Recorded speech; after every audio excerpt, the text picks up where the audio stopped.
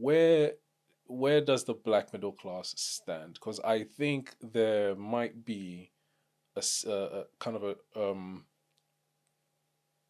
an unknown area of how, for lack of a better phrase, how marketable they are. Mm-hmm.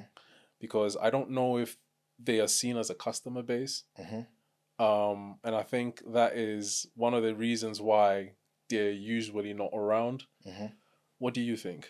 Um, when you say customer, are you talking about like commercially? Commercially, yeah. Commercially, um, I think commercially, like we haven't got that much buying power in Germany. We don't play a significant part in the market. Mhm. I think our socio-economic class is in general a bit lower. Mhm. So when brands, for example, like try to market things, I don't think they particularly think they don't have us in mind. Mhm. I'll be quite frank with that. Yeah, and I think it's just down to like the buying power. Like the middle class is still very minute. There's not a lot. So yeah, I think that's what it's down to really. Hmm. Do you also think, or what do you think about? Because sometimes I feel like the more you put yourself out there, Mm, the more you're perceived as having the buying power, even if you really don't. Because I look at it this way: I think people generally can afford things. mm-hmm. I think that the standard of living in Germany is much better in the UK, and I think your money stretches further Yeah, in Germany. yeah, yeah. So I feel like people can still afford to. There's a bag of people that wear Canada Goose here, and it's Mm-hmm. like it's ridiculous to me. It's Yeah, like, and yeah, that's like 700, 800 euros. yeah, You know what yeah. I mean? So people do have Mm. some purchasing power. It's just where are they purchasing? Where are they I purchasing? mean, that's like the question for me is okay. I think let me try and break this down a little bit further.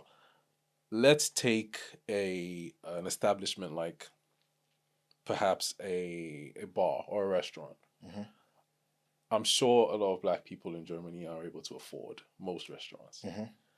but I still don't think that those restaurants are counting black people as their clientele. Because Mm-hmm. sometimes I walk into those restaurants and I get the look. Yeah, yeah. Um, don't you think if we were able to kind of patronize these establishments, they will start viewing us more like a market? Do you even think that's necessary? Do I think that's necessary? Um, I think in general we don't really take pleasure in going to those places. I think Mm, we just more like to be among ourselves. uh-huh, I think mentally we're segregated. uh, We've segregated ourselves. And I can put myself up there as well. Like I literally go to the same places. I uh, eat doner. I eat crock. I eat the uh, same things. I don't uh, really like going to those establishments because I don't see the value in uh, those things. Whereas I think other people might do. uh, I rather just prefer like things that I maybe didn't have when I grew up. So like security, just a basic roof over my head. Whereas people from other backgrounds uh, had that all their life, so they go the extra mile. uh, So yeah, that's um, one point. But I think going out there will definitely climatize them to us. Like uh, they'll gradually get used to us being there, uh, and maybe in due time seen as like serious clients. I guess. Yeah. uh. Yeah, because I mean, I get what you're saying, and it makes perfect sense. I just feel like sometimes little things like that can open up more opportunities Mm, for us.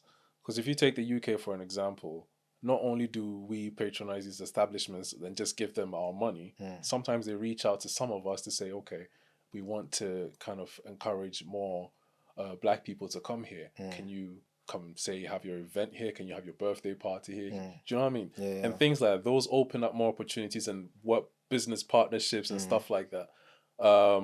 So I feel like there might be something missing there. mm, I know a guy who started him and his wife they started a wine brand like mm, red and white wine, and through going out to these kind of establishments they are able to sell some of their wine in about two or three of them, mm, and that's by actually patronizing these mm, establishments. They built the relationship and the partnerships with them to be able to kind of sell their products there. So it's not only just about throwing your money to these establishments, it's also kind of opening up opportunities Mm. by being there. Because if they Yeah. don't see you, Yeah. It might also be like in our heads that we just feel like we're not wanted there, so why go there? mm, And I think it's just overcoming that barrier basically, mm, to just put ourselves out there, mm, to go to be in these establishments and kind of just being like mm, trailblazers.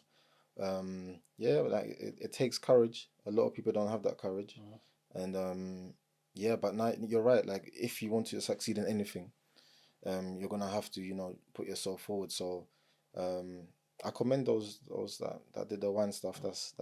That's big. Yeah, yeah. Is that in Germany? Yeah. No, no, that's in UK. No, okay. Mm, Yeah, yeah. See, so that's why I was asking because um, I couldn't imagine that in mm, Germany.